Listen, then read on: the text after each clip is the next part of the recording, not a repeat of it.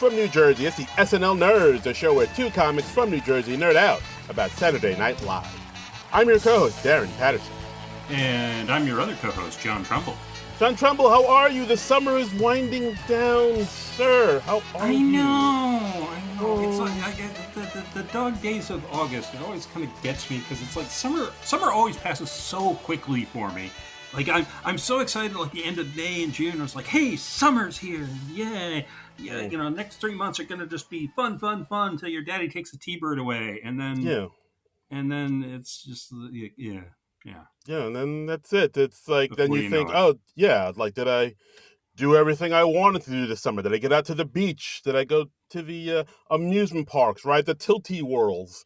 Did Yeah. I barbecues, all that jazz, Yeah. And then I remember I don't actually enjoy any of those things. You So. don't like barbecues? A good barbecue? What are you talking about? It's like it's that's one of those things like I enjoy once I'm there, but you know the thought, the anticipation of going there, you know, it's the general introvert's dilemma. Oh, come on! You get a nice buzz going on, and in the summer, warm sun rays, eating a hot dog, Yeah, I know, but living I a have to life. go somewhere and do something, and yeah. You know, now that I think about it, I did spend a good amount of time indoors with air Yeah. conditioning this summer. I didn't really do a lot of going Like out. when you're as pale as I am, you are not built to go outdoors a whole lot. Yeah. You know? John, you're not a vampire, are you? Is this how I find out you're a child of the night?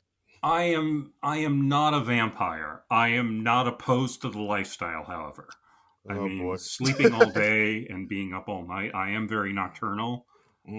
I don't think I could do the drinking blood part. I would have trouble with that. If I could opt out of that and just not check that box on the vampire thing. Yeah, that's the one thing where you have to like sink your teeth in somebody's neck. Like you have to run down and chase them. And it's like that seems like a lot of cardio. Well, and also again, I had to go out and meet all these people to find people to prey on. It's it's not like there's an app for that or anything. Why doesn't DoorDash deliver blood to your home? This is what I'm saying. Yeah. This is we need to like modernize the way vampires do things for the 21st century. Exactly. This is actually a pretty good idea. Like, because like you got to go out there and hunt down your prey. It's like there's got to be an easier way. There should be an app, where the vampires can just swipe left or right on people. Like, yes, I will suck this person's blood. No, I will not suck this person's blood. Yeah, instead of grinder, Sucker or Sucker. Yeah, Sucker. Without an ER, just SUCKR. Yeah, I like it. Oh shit! I think let's get the tech bros involved. Let's get this to San Francisco. I think we got a $1 million idea right here, buddy. Yeah, Silicon Valley. Our phones are open. Give us a call. Yeah. So yes, and any goth people out there in the Silicon Valley. We're not just about this nonsense. We're about other nonsense too. Like this week, we decided, because it's our 350th episode, that deserves a little bit of a celebration. Woo! So we decided to go back to one of Saturday Night Live's other anniversary celebrations and cover the 25th anniversary of SNL. This is actually episode 2525 of SNL, which is kind of neat. Because 25 plus 25 equals 50. This is our episode 350. Yeah. What? Mind blown. Yeah, it was my understanding there would be no math. Oh, shit. There it is. This originally aired September 26, 1999, right before SNL's 25th season. So, yeah. Right. Yeah, I'm trying to remember if I watched this live. I think I did, but a lot of it kind of left my memory because like a lot of this stuff I did not remember upon rewatch, but there were like a few things that I was like, oh yeah, I kind of remember that. I definitely watched this live because I was watching SNL on a regular basis then, as I still do today. Yeah. Because I am very much a creature of habit, I guess. Okay. And I actually I bought this on DVD back in the day. I haven't had it since, but I like doing this show. It motivated me to like buy another copy of the show on eBay. which is actually still on its way to me. So I had to go to the Internet Archive and find this show there, and I didn't discover it until just about a half hour before recording. I was like, oh, this one cuts off too early. I Whoops. missed the end of the show. Okay. Yes, physical media reigns supreme once again. That's right. I mean, don't hang on to your physical media, folks. Yeah, and speaking of which, this special is only on DVD. It's not streaming on Peacock for whatever cockamamie reason. Yeah, but maybe like music rights. I don't know. Yeah, probably. But I mean, you can find it if you do enough super sleuthing on the interwebs. You can find. You can. It's there. You can find it. Yeah, like I said, I found it on the Internet Archive. That is as far as I know, a legal way to watch the episode. So, oh boy, yeah. As far as you know, I mean, it'd be hilarious. ICE may be just like breaking into my my front door any minute now. So, if you got arrested while we were recording this, that would be kind of scary, but also a little hilarious. It'd be an amazing episode. I mean, yeah. But most listened to episode yet. Nice. Ooh, 2 people. Ooh. That's right. It's like, oh my God, we're in double digit. Yeah. Because 2 people are listening. Our podcast isn't very popular, folks. Yes. Oh boy. Wow. Anyway, yeah, big SNL 25th anniversary. So this is very familiar to me. It opens up with Bill Murray and Paul Schaefer. Bill Murray resurrecting his old Nick the Lounge Singer character. Yeah, here he is, Nick Thinblood, because he is performing at a Native American casino resort. So, like, it's very Native American themed here. So he goes by Nick Thinblood. We got the totem poles behind him, and he explains that he was originally Nick and Sarah, but then he discovered that he's like some fraction Native American, and he's part of the Omagali tribe. Right. So he is Nick Thinblood. Yes, absolutely. And, the Native American tribe has always been a gambling nation. Hey, they took a chance on a white man. Am I right? Just kidding. And he goes into the audience and he just starts riffing on the various celebrities there. He sees Michael Douglas there and he just says, I am such a huge fan of your father. Bam! And he sees Catherine Zeta-Jones next to her husband Michael Douglas, and he goes, Mrs. Zorro. I did like how when he walked up to Drew Barrymore saying, "Oh, we're so glad you cleaned up."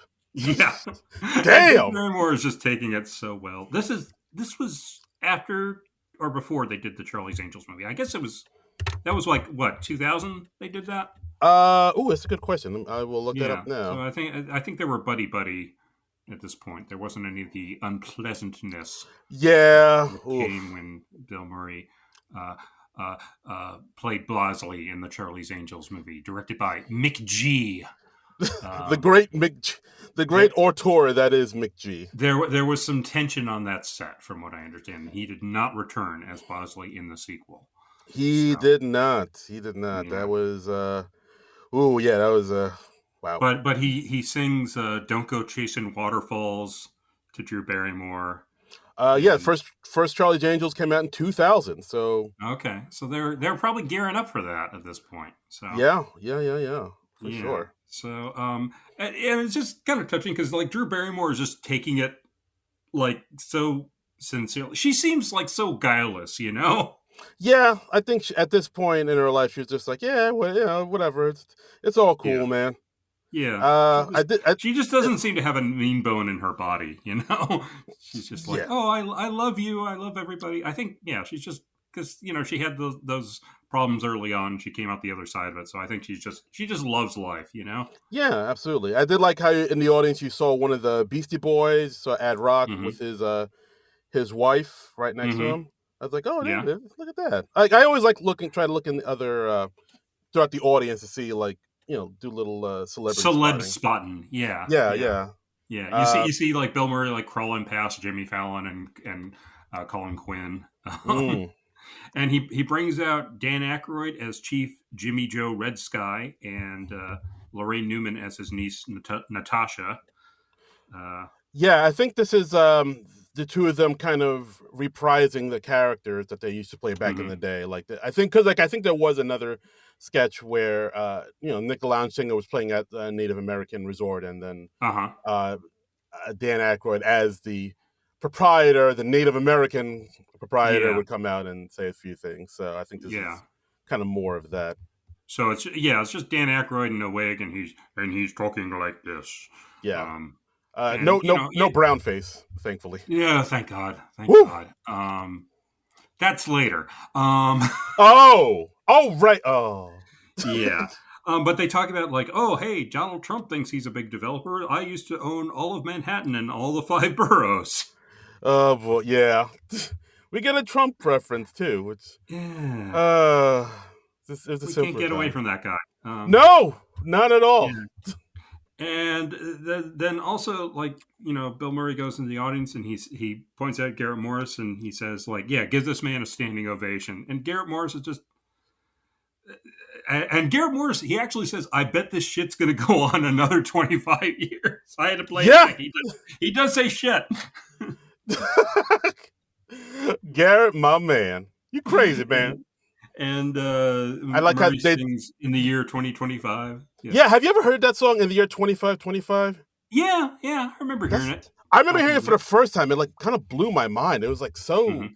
like bleak. It's like this like It's so deep, man. yeah, no, it's like for those that don't know, it's like the 60s sort of like sci-fi dystopian song Hmm. about in the Yeah. future how people will have like test tubes, babies through test Hmm. tubes, and like how it's almost like a Black Mirror episode. This song, like if Yeah. I remember really listening to the words, it kind of creeped me out. I was like, wow. Oh. This song it came out in the 60s. Guys, listen Hmm. to in the years 25, and let me know if it gives you the Yeah. willies like it did me. Yeah. He was like, in the year 2525, 25, if 25. Lorne Michaels is still alive. And he is. And he is. And he's still Yeah. doing it. He's still doing it. He's not retired or nothing. Yeah. Yeah, and then this part ends with Paul and Nick singing Badlands. The Yeah. The Bruce Jersey. Springsteen song. Yeah. Hmm. And I remember in the SNL oral history book, Bill Murray was talking about how like they kind of were getting together to prep for the show, and he talked about how he kind of convinced everybody that Badlands was the right song, and I think he was saying that the other people didn't quite get it until they got to the lyric, "It ain't no sin to be glad you're alive," and yeah, so. It's just kind of, I guess, an veiled way of talking about how SNL could be like sort of a harrowing experience, but it was still a great thing. I don't know. Interesting. It was a great way to start the show. I mean, I'm never going to complain about Bill Murray starting a show. Yeah, no, it really kicked off the night with a bang, for sure. Mm-hmm. Yeah, I love that it's like original cast. So really fun. They have Garrett Morris do live from New York for the hearing impaired. Of course. Yeah. Yeah, and then after that we get an opening monologue from Chris Rock. Mm-hmm. Saying, yeah, I'm the one that has to kick this off, and then talking about all the 25 years on the 25 years the show's been on the air, 4 of them funny. Yeah, it's like, come on, who are we kidding?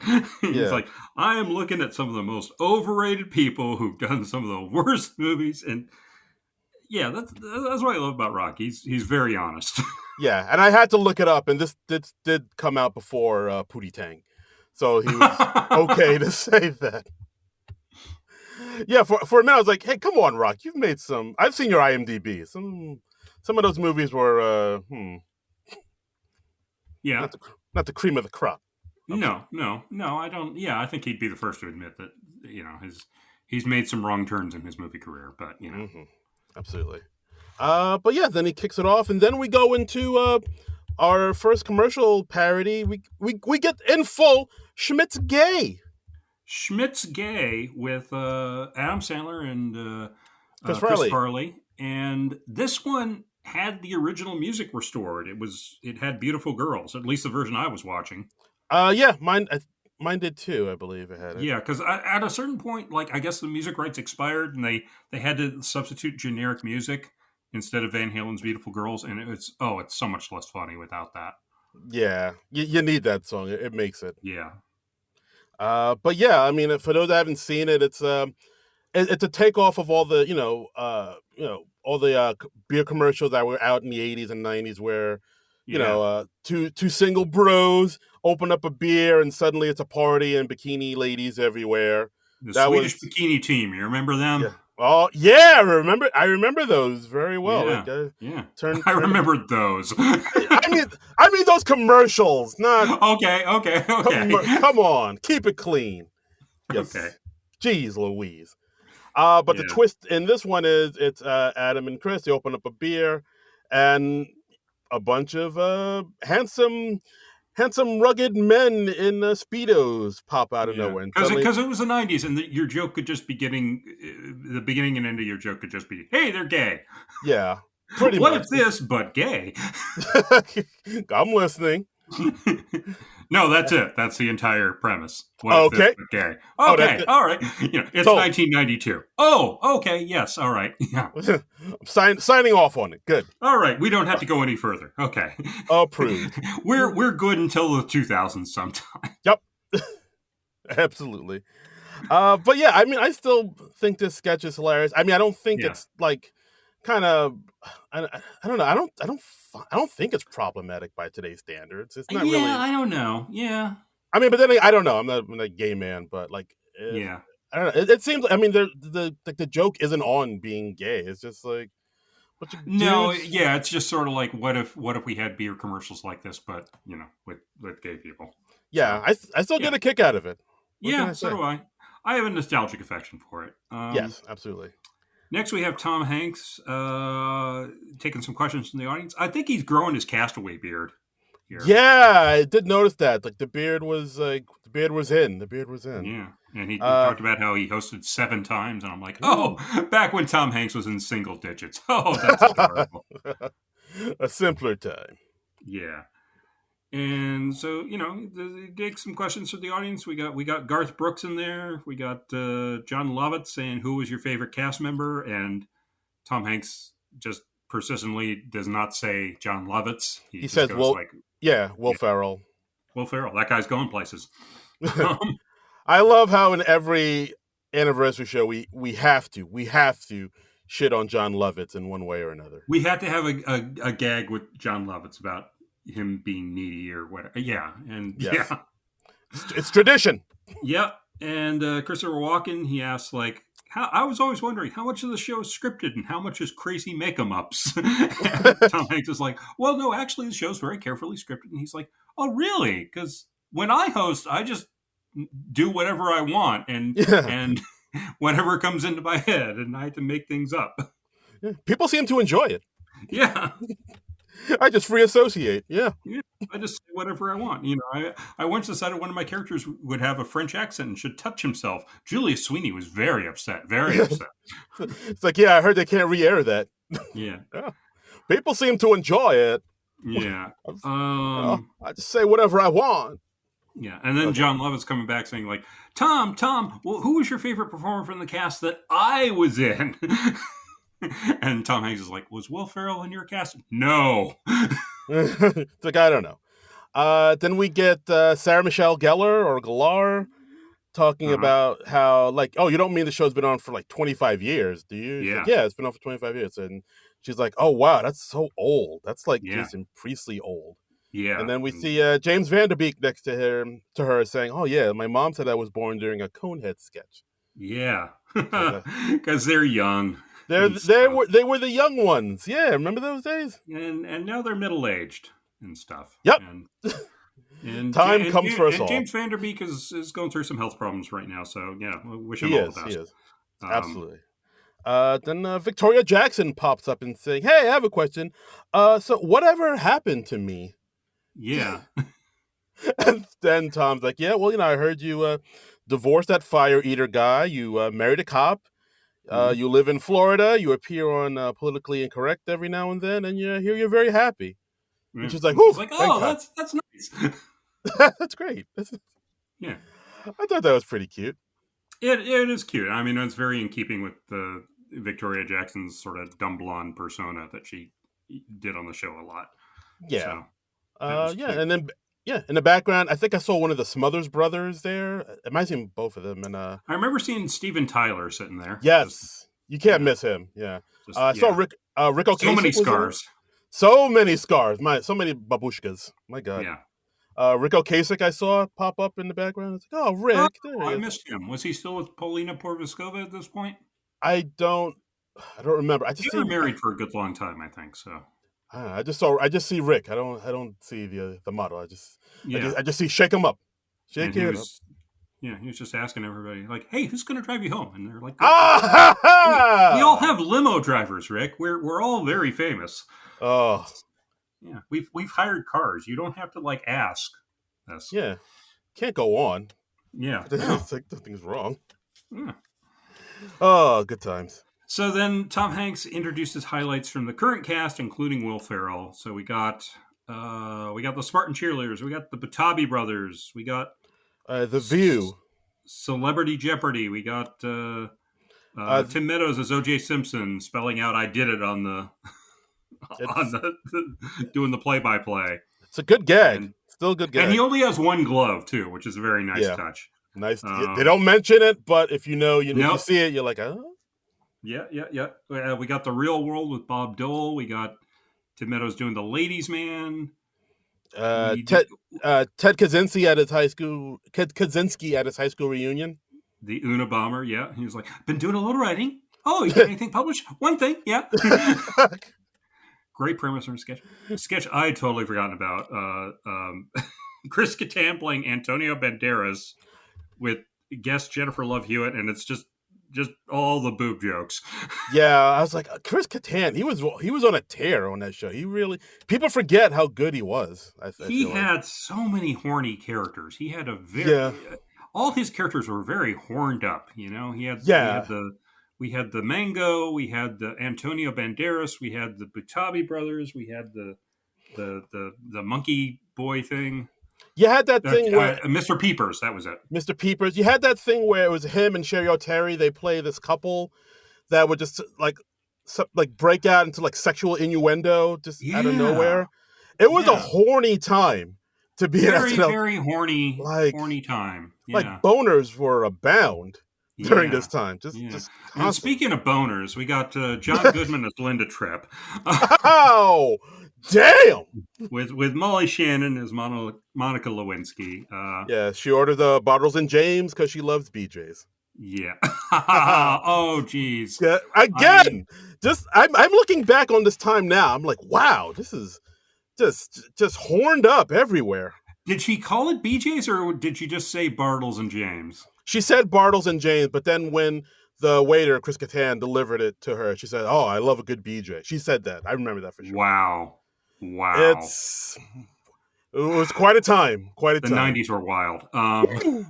Woo! We got the ambiguously gay duo. We got Mary Catherine Gallagher. We got the Culps. They'll pop up later on. We got Norm Macdonald doing David Letterman. I love that impression he did. Like, I always thought that was... You want some gum? Like, it might be an impression where you only really appreciate it if you're like a diehard Letterman fan and you know all the little nuances they're doing. But I love that. And when Mark McKinney was his Paul Shaver. Yeah. Gum.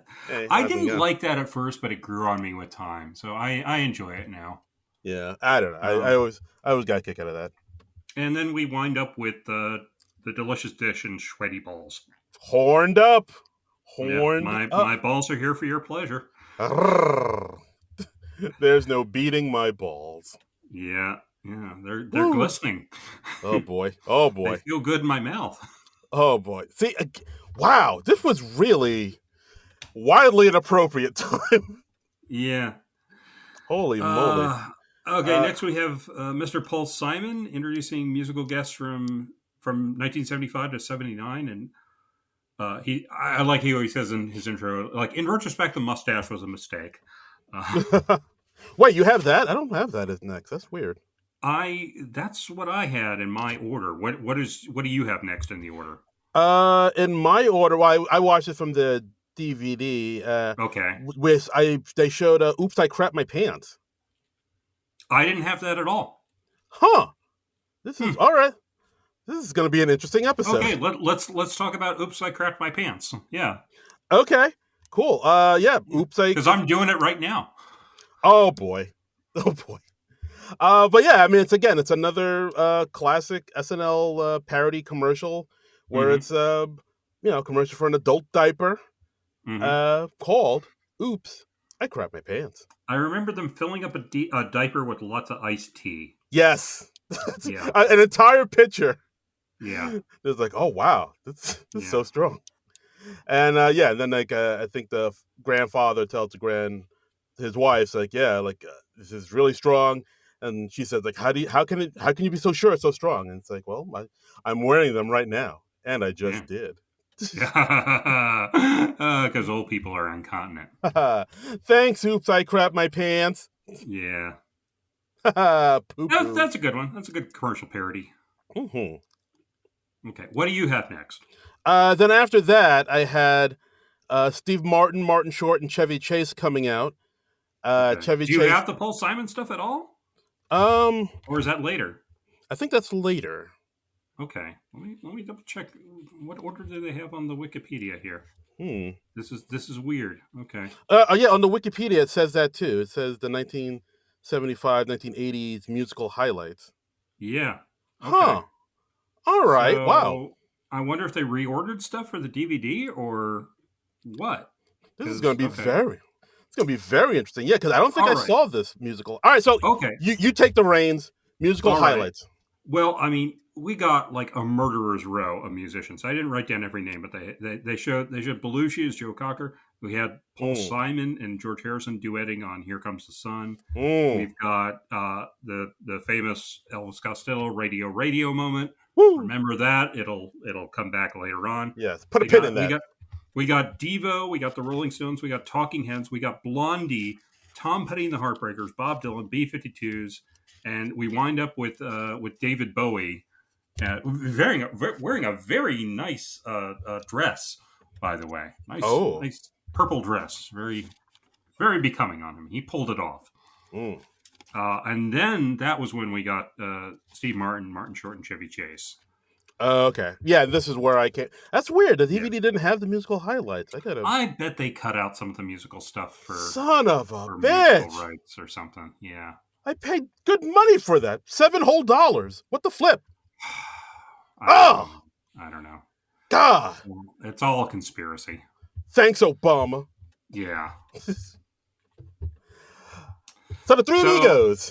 But the gag is we've only got Chevy Chase in his Three Amigos costume, and Steve and Martin are in tuxedos, and Chevy's like, hey, I thought we were all going to wear the Three Amigos gear. And Martin says, no, we talked about it and we all agreed it would be desperate and sad.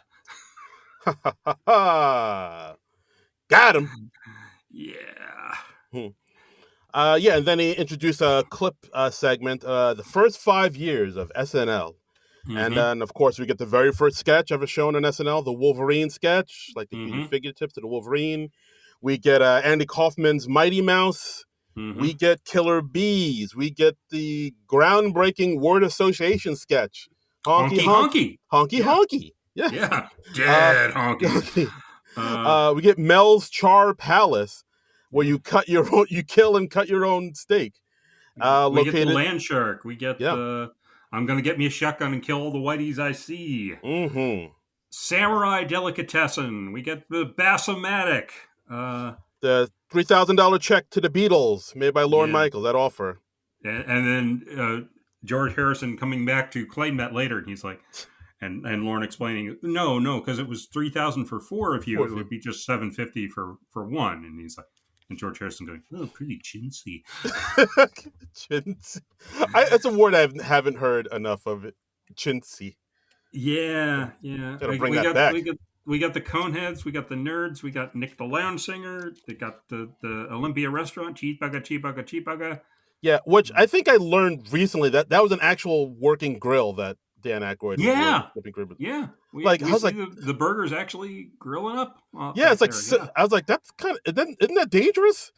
Or not? I don't know. I don't know. I mean, They had live fire in that Christopher Reeve Superman sketch we watched a few weeks Oh back. yeah, that's right. They didn't give a fuck. That amazes me. I mean, it was such a Wild West sort of show in the 70s and 80s, Oh, man. the better time.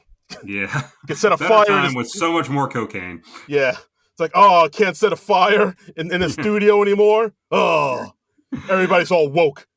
We got Mr. Bill. We got the Festrunk brothers. We got Julia Child cutting the Dickens out of her finger. We got the Oh. Blues Brothers. And that clip still blows me away whenever I see it. Just the dancing that Aykroyd and Belushi are doing. It's incredible. The cartwheels he does and like the way they're flipping. Like, wow, they were in the zone back then. I know. It's just like you look at that and it's like this could not possibly be better. Yeah. I mean, we get King Tut. We get you said Friendstruck brother, Judy Miller, Erwin Mainway. We get Baba Wawa, Theodoric of York. Theodoric. I always got a kick out of those. I don't know. Yeah. Like, I think like when he to say, "Who's the barber here?" Yeah, we got Fred Garvin, male prostitute. Hey now. And we wind it all up with E. Buzz Miller's Art Classics. Nice. Which you might think, oh, that's a weird thing to end on, but we go into Dan Aykroyd and Lorraine Newman on stage, and they get a spontaneous standing ovation that goes on for quite some time. Quite a bit. Yeah. Like Lorraine Newman starts to do her line, and then she's just like, "Oh no, they're not done." Okay. Oh, okay, all right. I'll just stand here awkwardly in silence till you guys are done. And they present a tribute to Mr. John Belushi. Right. Absolutely. They mentioned like how much Belushi meant to them, how Belushi gave Lorraine when she first came to New York this little cookie tin and a old 45. That Dan says, "Oh, that was actually mine. That belonged to me." Yeah. And then she goes on to say, like, all of this stuff is gonna be on sale on eBay, along with other things that he left at my house. Yeah, stuff Belushi left at myhouse.com. That's right. And then they show a clip of Belushi doing a segment on St. Patrick's Day on Weekend Update where he's talking about the luck of the Irish, and it's just Belushi getting more and more frantic, and great support by Jane Curtin too. Yeah. Her reactions were so good, and that really enhanced it. Yeah, like I mean, I know, Belushi, he's like the star because of what he does and what he brings to it. But I really feel like Jane Curtin is like so underrated. Like the way she really is. Yeah. She knows how to best play off of him and not match his energy, but come in with like a kind of a little bit more subtler energy, so he looks even more manic. And it like highlights him and what he's bringing to it. Like I don't know, I feel like that, like being a straight man is sort of an underappreciated skill. It's a tough job to be a straight man in the comedy sketch because in a lot of ways you're driving it, and she's incredible in that. I was just like, wow, she's doing great work there. I mean, Belushi, of course, doing great work, but she is also doing great work. Yes, we should acknowledge that. Both of them doing great work. Yes, and then we have Mr. Jerry Seinfeld and David Bowie. David Bowie. Is that what you have? That is what I have, yes. Okay. We're back on track. Yeah, I just think that that live, the musical performance segment wasn't on my DVD, but we're back on track now. I think the thing I was watching was drawn from the aired version. Because there were bits where it was like they're obviously cutting out commercials and stuff, so I think somebody recorded it back in the day and then uploaded this. So... okay, that makes sense. So maybe they made some changes when they released it on DVD. And then, so Jerry Seinfeld says to David Bowie, "Chris Rock tells me you have a black wife." Very nice way to break the ice. Wow. I mean, I know it's supposed to be awkward, but wow. Yeah, I was like, what the fuck? I mean, he must have been okay with it. Yeah. But still, Jerry's coming in hot. Yeah. I mean, I think the joke is supposed to be that Jerry Seinfeld and David Bowie have nothing in particular to talk about.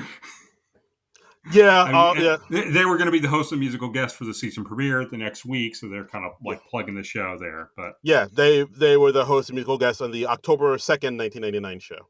Right, and so he's like, "Oh, you're gonna do changes?" And he's like, "Yeah, you're gonna do the bit about lost socks." Got him. And then they introduced the Eurythmics, who I've kind of forgotten were on this show. Which Yeah, but no, the Eurythmics are always good. I always get a kick out of them. They did Hmm. the big hits. They did like a medley. Like they started off with "Here Yeah. Comes the Rain Again." Uh-huh. Then it went into another song that I wasn't Sweet super dreams familiar. are made of this. Yeah, Yeah. but I thought there was a song in between "Here Comes the Rain" and "Sweet Dreams." There That could I have did. been, yeah. But There could have I been. don't know. I always get a kick out of the Eurythmics. But I think I they're pretty really great. like the tribute of Here Comes the Rain Again here. I kind of like it better as the ballady type of thing they did here. So, I think so too. I mean, I'm used to the one with the synth, the '80s hmm, sounding one. But yeah. yeah, the ballad one I think hits just as hard Hmm. for Hmm. sure. Yeah. Yeah. I always love you some It's, Eurythmics. yeah. Annie Lennox has such a great voice, and yeah, Really does, really that does. was a cool thing. Yeah. Mhm. Then next up we get two of my crushes from the '90s, Molly Shannon and Sherry O'Terry. Ooh, some of your crushes. I Ooh. mean, yeah, Ooh. when I was watching the show back in the day, I was like, As a young man. yes. Yes. When I wore a younger man's clothes, Yes. I was like, ooh, the lolly. Wow, it's and Marianne and Ginger all over again. they do a Gilda Radner tribute, and they show a clip from one of the nerd sketches, and it's really just like a few minutes of Bill Murray flirting with Gilda Radner, you know. Yeah, since like him, the nerd's characters where he's like, hey, what is that Hmm. bewitching scent you're wearing? And she said, Yeah, Vicks Vapor Rub. yeah, It's yeah, haunting. I'll never forget it.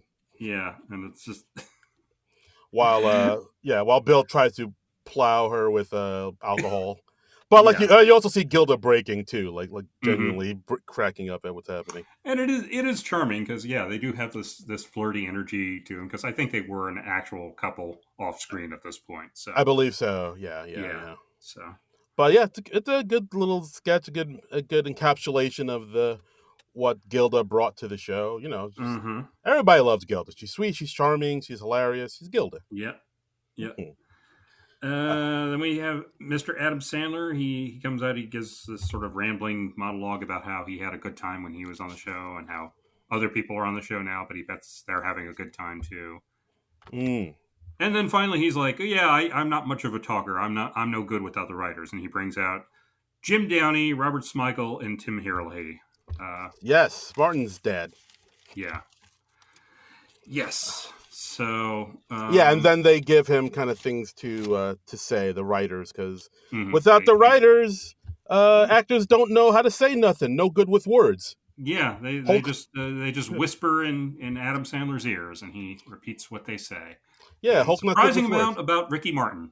Yes, because this is, I guess, around the time Ricky Martin was taking over the world and was a big deal, and we learned that Tim Hurley has a bit of a infatuation with Ricky Martin And a restraining order, apparently. and a restraining. Yes, that's still in the courts. We're still fighting that, Yeah, but yeah. yeah. But that's weird. That's your next thing, because like that's not the next thing I have in my What notes. is the next thing you have? I mean, the next thing I have after the Gilda tribute, they Mhm. showed the ad for the Royal Deluxe 2 ad, where What's that? the rabbi did the Oh, the circumcision. circumcision in the backseat of the car. Yes, Okay. I like this. This is like a little pop quiz. pop quiz, hotshot. I guess whoever was editing this thing for the Internet Archive, they missed some of the fake commercials. So, I guess so. all That's so right. strange Okay. but that part does come later on, that with Adam Sandler and the writers. But Okay. Okay. yeah, I mean Is the there more Royal. stuff before that? Yeah. I mean, before that, I mean, after the Royal Deluxe 2 ad, Uh-huh. then we get into more audience interaction when Billy Crystal comes out as Fernando Lamas. Okay, okay. So before that, I have a music from the 80s Motherfucker, what thing. is Yeah. happening? Yeah. Okay. Okay. Well, let me run this down. Let me run this down because like I thought of you a couple times. Okay. And this is not everybody they have, but this is everybody I thought was worth writing down. We Go. got Prince. We Hell got yeah. Hall and Oates. Hell I yeah. thought of you. Hall and Oates, they're just kicking ass and they still get along to this day. Um, Yeah. Better we days. got we got Meatloaf, we got the Go Woo. Go's, we got John Mellencamp, Queen, Mm. uh, Men at Work, Mm. Lionel Richie, Duran Mm. Duran, Squeeze, Oh, The Clash, the motherfucking Clash. Stevie Nicks, Billy Idol, Spinal Tap, Al hell, Green. Remember that. That'll be important later. Run DMC, Lou Reed, Paul Simon, Roy Orbison, 10,000 Maniacs, Keith Richards, Neil Young. And those are just the names I wrote down. wow, dude, put this on a Yeah. playlist. I will put it on repeat. This is all Yeah. all gold, baby. Gold, Jerry, gold. So next, we have the next audience interaction thing with Billy Crystal as Fernando. Yes. Uh, It's such a celebrity infested night. yeah. Does he look marvelous? I think he looked marvelous. Yeah, I mean, I don't know. How did you feel about this character? I remember, like, this character I was always kind of hot and cold on, just because it just seems like it's just him riffing and then Yeah. throwing in the catchphrase over and over and over again. Well, from what I understand, he would actually improv these segments. So like when he would have the guests on in Fernando's Hideaway, the guests generally did not know what he was going to say. And I think it is one of the few purely improv sketches you would see on SNL. So as far as I know, this is just Billy Crystal riffing. Yeah, it all seems like him riffing. Yeah, just like him. Yeah. But I mean, I think he picked out his targets ahead of time, because like we cut to Steve Martin and he identifies him as Phil Donahue, and then we cut to Chris Rock real quickly, but he's not quite done with Steve Martin yet. So yes. So I'm sure the camera crew had a list of who we're cutting to. Yeah. Then they cut to Chris Rock and they're like, "Oh, it's Eddie. Oh, they said you weren't coming." Yeah. And we got Susan Sarandon. We have some boob jokes. Yeah, I believe he said it's like two puppies going for the chow. Sure. Yeah. That's what I wrote down. He's lamenting that she's wearing a high neckline and has kind of a shawl over herself. Oh, yes, because he's like, let them things breathe. And he says, Gary Busey, you're alive. He's like, I'm happy for you, but I'm out $10. That swings the whole pool. Yeah. And Gary Busey starts talking or responding somehow, but he's not mic'd. And Billy Crystal just goes, you don't have any lines in this bit, Gary. Right. he's heckling. Gary Busey's heckling. It's a little weird for me to see jokes about, like, Gary Busey and how weird he is and all that, and how he has like no impulse control, because like I didn't realize until like years later, I think he was on like one of those celebrity rehab shows with Dr. Drew. Yeah. And they revealed that like since his motorcycle accident, because he was like riding a motorcycle without a helmet, and apparently since then he like has no sort of impulse control, and that's why he's so eccentric, I guess I would say. And I was like, oh shit, so we're like laughing at a guy with a brain injury. Oh, okay. Yeah, no, that is true. Like I know, like when you think of Gary Busey, like you automatically kind of make fun of the way he looks and the way he acts. But yeah, like I mean, from what I understand, he was not like that before the injury. So yeah. You do got to wonder, like, oh, is this in poor taste, or is he cool with it? Or I don't know. And does he even have the wherewithal? I don't know. I feel very weird about it these days. No, fair enough. Yeah. Yeah, because I remember seeing that and I was like, oh, shit. Oh, that makes so much sense. Oh, that's why he's so odd. Okay. Yeah. Okay. Oh, I feel bad now. Yeah. As you should. Yeah. Shame. It was all me. I'm responsible. It's me. I'm the problem. It's me. Yeah. But we have Glenn Close, and I wish I was. Susan St. James. We got two of the Yankees. You were my favorite Charlie's Angel because you were the smart one. We got two of the Yankees here, David Cohn and David Wells. At the time, Billy Crystal likes baseball, folks. He really does. They pitched a perfect game, so yeah. Like anytime, I mean, like Billy's love of the Yankees is pretty well noted. So, like, it did seem like he kind of dropped out of character a little bit when he's talking to the Davids. Yeah, I was like, Fernando's into baseball. I don't see it, but okay. But but it's Billy Crystal. So. It's Billy. Let him have his moment. Yeah, I was like, and I am not a sports person at all, so I did not recognize those guys at all. I was like, oh, these must be sports people. Yeah, wrestlers, or what are they? Are they wrestlers? Let me tell you something, brother. The one guy was kind of big, right? He was. He like if you said he was like a wrestler, I would have bought it. Yeah. He had like Stone Cold Steve Austin energy. Yeah. This is what I'm saying. Yeah. Let me tell you something, Fernando. When I see you in the ring at SummerSlam, it's good. And then he points out Danny DeVito and he says, "You're a little Pokemon. I want to find you at a Happy Meal and trade you with my friends." Topical. Yeah. 99. I was like, wow, they had Pokemon in 99. Who knew? Mm-hmm. Then we get a little quick cameo from Joe Dixo, and they're telling Fernando it's time to cut it. And then he went into another clip show about a montage from 1980s to 1985s, the Dick Ebersol era. I know, yeah. You don't often see this era acknowledged in the Lorne specials, but no, we got the James Brown Celebrity Hot Tub. We got Tim Kazurinsky and Orangutan. I Married a Chimp, or I Married a Monkey, it was called. Yeah, we got Stevie Wonder and Sinatra again, Ebony and Ivory. You are blind as a bat. All I have sight. We got Negro. Mr. Ed Grimley being very excited about going on Wheel of Fortune, meeting Pat Sajak. Yeah, the Whiners, which I never really liked. I miss the Whiners in here. I saw the Doug and Wendy Weiner. Maybe I just blotted them out. We got Mr. Robinson's Neighborhood. Hell yeah! Who is it? We got Donnie and Marie making out on the Gumby Show. Oof. Yes. With our friend Gary Kroger and the great Julia Louis-Dreyfus. Yes. Hilarious. So we've got incestuous makeout session in here. It's hilarious. Yeah. Yeah. Well, we got Velvet Jones. We got Buff Week Sings. We got Gumby. We got Gumby, damn it. We got Billy Crystal doing black baseball players in blackface. Is this blackface? I don't know. I mean, I don't know if I can make that call. I don't think it's something they would do today. But it's Billy Crystal playing a black man on camera. He's not just doing the voice. He's like... Yeah. I mean, it's definitely the blackface where it was him and Christopher Guest on that... the $100,000 pyramid show where right.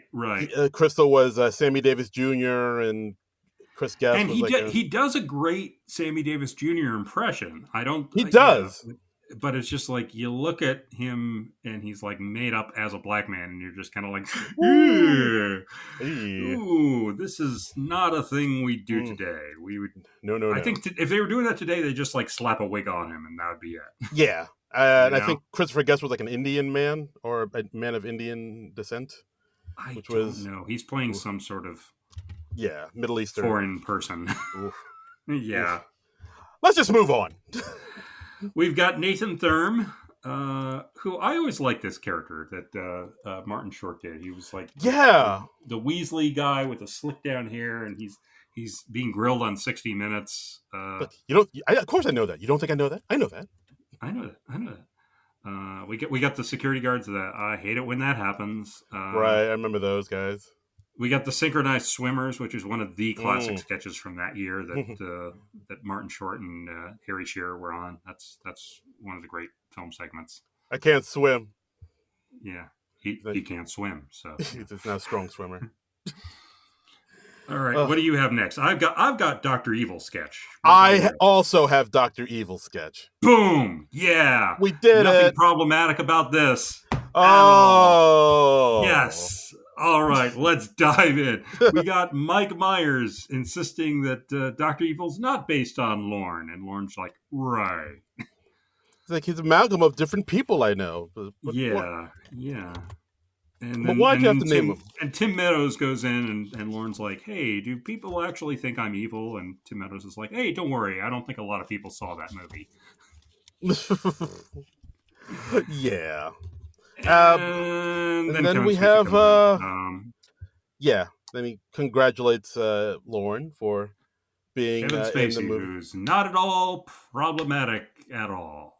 We haven't, I mean, how we think of Kevin Spacey has not changed at all in the last decade, right? Oh boy. Right? He's that guy from The Usual Suspects and Glengarry Glen Ross and American all that other Beauty. Stuff. American Beauty, and Yeah, where he uh, lusted after a teenage. Oh wait. Hmm. yeah,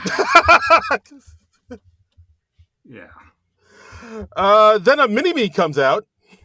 Mini Lorne Michaels comes out. Vern Troyer Yes, as Mini Lorne Michaels. mini Lorne. Want a Yeah. hot pocket in Eggo? Mm. You want a hot pocket? Yeah. Mm. Yeah, it's kind of funny because we're seeing Lorne do Mike Myers' impression of him, which is, I guess it's like Lorne is doing Mike Myers' impression of Dana Carvey's impression of Lorne. So it's very meta. Wow, Inception.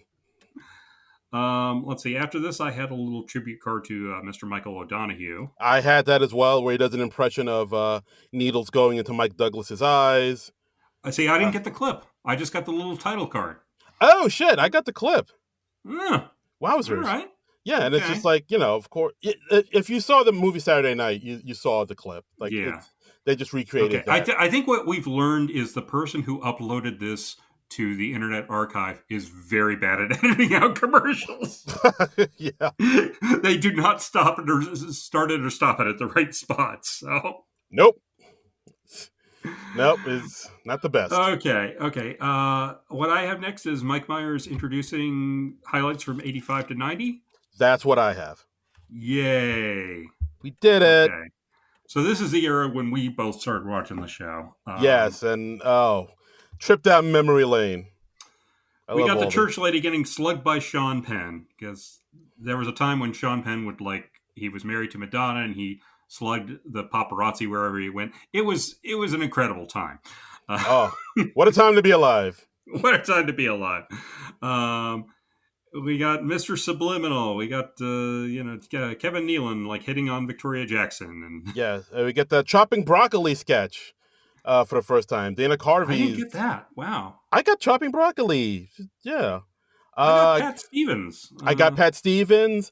I Yeah. got, the iconic William Shatner sketch where he's at that Star Trek convention.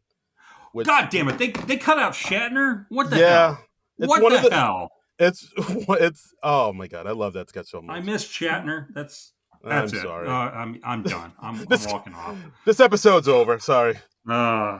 Okay. I got Pat Stevens with Phil Hartman as Barbara Bush. I got Hartman in the steroid Olympics Oof. where he rips his own arms off. The first time I saw that sketch, fucking terrified me. Yeah. I was like, oh my god. Yeah. I got the Sweeney sisters serenading Paul Simon at a ski lodge with Bridge Over Troubled Waters. Got that. Really nice performance from Jan Hooks there. One of her best, strong performance. Yeah. Jan Hooks was my 1980s crush, by the way. I get it, man. I get it. Yeah, I get it. I was like, yeah, okay, I get it. Yeah, John, I knew what you were about. Hey now, we got Dana Carvey as George Bush. We got Victoria Jackson doing the "I Am Not a Bimbo" song on Weekend Update. I got Master Thespian. I got Hans and Franz. Mm-hmm. Ronald Reagan Mastermind. I missed Reagan. I got Toonces the Driving Cat. I got Master Thespian and Dana Carvey doing Dennis Miller on Update. Yes, I got that. I got Hanukkah Harry. 8 pair. Can you believe it? Socks. I got Dana Carvey and Jan Hooks brilliantly doing Regis and Kathy Lee. Yes, I'm out of control. Yeah. I got Anal Retentive Chef. And Missed that. I got the Hanks and Lovitz, the Lady Watchers. Oh yes. Again, it's been a while, and it'll be a while. And I got Dieter at the end. Yes, Sprockets. Yeah. Sprockets, yes. Absolutely. You're beautiful and angular. And then that's when we get the tribute to Phil Hartman. Yeah, this is really tough because it's obviously very raw. This is just like maybe a few months after Phil Hartman. I don't want to say passed because, well, the man was murdered. He was taken from us, I'll say. Yeah. May 28th, 1998. So it's been a year. So it's been like a year and a half. Yeah. And and it's really touching. We see the 80s cast and they're almost all there. We got Dennis Miller, we got Jan Hooks, we got Kevin Nealon, Victoria Jackson, John Lovitz, Nora Dunn, And Mike. and Mike Myers, and they're all like holding hands, and it's just really touching to see. Yeah, and you can And even as they're doing it, you can hear John Lovitz get like kind of choked up over it. his voice is breaking, and like Yeah. Jan Hooks is having trouble too. And they, she says this is a film we did, a pre-tape we did in our third season, and it's Love Is a Dream. Right. It's And honestly, I had to skip past this because I was like, I will just like cry like a baby if I watch this because and it's just tougher because like they're both gone now. So yeah, and it is like I mean that makes sense because I mean if for those that haven't seen Love Is a Dream, it's a pre-tape they've done. It's not a comedy at all. It's played very straight. no, this is the sort of thing SNL used to do. They don't really do sort of sentimental type things like this anymore. No, not really. Yeah. But I mean, it is very beautiful. It's like done in the style of those '60s musicals, and both Phil and Jan sing really well, and it really tugs They're at the dancing. heartstrings. It's like this little old lady in black and white. She's going to this bank. She opens up a safe deposit box. She's got a tiara inside, and she like flashes back, and she's like this young princess, and Phil Hartman's like the handsome prince who's dancing with her, and it's really kind of sweet. It is very much so. It's really like a tender, beautiful little pre-tape. I mean, I don't know. It depends on. I mean, I think I really like this, but I know some people are like, I don't know if this fits SNL. Like they just want comedy and Saturday Night Live. But I do think that there are moments in SNL where something that's more heartfelt and isn't really played for last. I think there's room for it as long as you're not doing it all the time. If you just do it every once in a while, I think it's good. Yeah, it's a nice little surprise. I'm guessing you don't have the next thing that I have. Do you have? The next thing I have is Sting and Steven Tyler. Oh, no, I do not have that. Okay, they are introducing Sting. He starts out, he says, in 1990, I began a tantric orgasm, and I did climax at the end of 1999 on New Year's Eve, and it's going to be such a huge climax, it's going to like blow out all the computers and stuff, because everybody was concerned about Y2K. I'm sorry. And then Steven Tyler says, please enjoy these musical segments from while Sting started his orgasm. Oh my God! Now I wish that was in what I saw. Yeah. So we've got like music moments from the 1990s. I'll read the names that I wrote down, and again, I didn't write down everyone. I just tried to write down the people I thought were notable or interesting. It starts with Vanilla Ice. Hell yeah, son! VIP. And then we go into REM. We've got In Excess. Then Garth Brooks, Bruce Springsteen, Hammer. Yeah, too legit. I remember Chris Rock saying in the SNL oral history that he was like, the black artists, we would always get them like after they peaked, so it's like too legit to quit Hammer. Yeah. He's like Addams Family Hammer. That we got En Vogue doing Free Your Mind. Oh hell yeah! We got Nirvana. Woo! En Vogue, very leggy, by the way. I was like, let's not even. They're in those suit jackets with the legs, and okay, dude, I get it. Dude, don't get me started on that. I mean, yeah, that's Darren's puberty starting right there. I turned a boy into a man. Yeah, we got Nirvana, we got Public Enemy, Pearl Jam, Lenny Kravitz, Paul McCartney, Sting. They showed a clip of Sinead O'Connor. Oh, okay. The Counting clip, Crows. Not the ripping clip, just her doing the song. Okay. We show Nirvana again. Nirvana pops up twice. We got Seal, excuse me. Steel. Okay. We got Seal doing the we're never gonna survive unless we get a little crazy. Nice. Hole, Green Day, Beastie Boys. Pay attention, that'll be important later. Dave Matthews, Smashing Pumpkins, Coolio, Alanis Morissette, Sheryl Crow, Spice Girls. Music in the 90s was just all over the place, man. Yeah, it really was. It's pretty fantastic. We got David Bowie. We got Beck. We got Jewel, Jamiroquai. Woo! They were not doing Virtual Insanity. They were doing another song. Who knew they had another song? They have another one. Yeah. I actually liked Jamiroquai back in the day. Like a couple of those albums I thought were pretty I have banging. never listened to a full Oh, Jamiroquai album. I'm just making a note because they're basically a one-hit wonder. Um, okay. Oasis, Sarah McLachlan, Metallica, Hanson, Bjork, Diddy. I guess he was Puff Daddy then. Still, Natalie Imbruglia, the Fugees, Oh, hell yeah. Garbage, Ricky Martin, the Backstreet Boys, and it closes out with like Pavarotti duetting with somebody, and I'm like, Wow. I don't fucking remember Pavarotti on SNL When at all. Pavarotti? It must have been a Christmas show because there's like this boys choir behind him, and I gotta I look don't this know. up because Yeah, I have let's look this up on the SNL wiki because I don't know what the deal was. I have no memory of that happening. I have no memory. Okay, SNL. He was on in 1998. He was the first ever and to this date only opera star to sing on Saturday Night Live. There is a clip on Facebook. It has his full appearance. Wow. So apparently it was December 12th, 1998. Hosted by Alec Baldwin. Yeah. It's Pavarotti and Vanessa Williams. Wow. This is the same night as Sweaty Balls. Oh shit! It is. Yeah. Wow. Pavarotti was in the building when Sweaty Balls was happening. Holy wow! This is. I now desperately want to know what Pavarotti thought of Sweaty Balls. The Sweaty Balls is funny. I don't know. I had no idea that Pavarotti and Vanessa Williams had ever met, let alone collaborated. That is insane. That's wild. The 90s were wild, man. It was a better time, man. I'll just say it. Shit rocked. Yeah. Holy moly. All right. Wow. So shout out to Pavarotti. Yeah. Okay. What I have next is Candice Bergen and Lily Tomlin. What I have next is that comes later. I had the segment I don't know if you saw it, but they did a thing where Jimmy Fallon comes out and he talks about what happened behind the scenes at SNL, and then they kind of run through. I read that. I read that on the rundown that was on the SNL wiki, and no, I didn't have the behind the scenes montage. Why don't you tell me about that?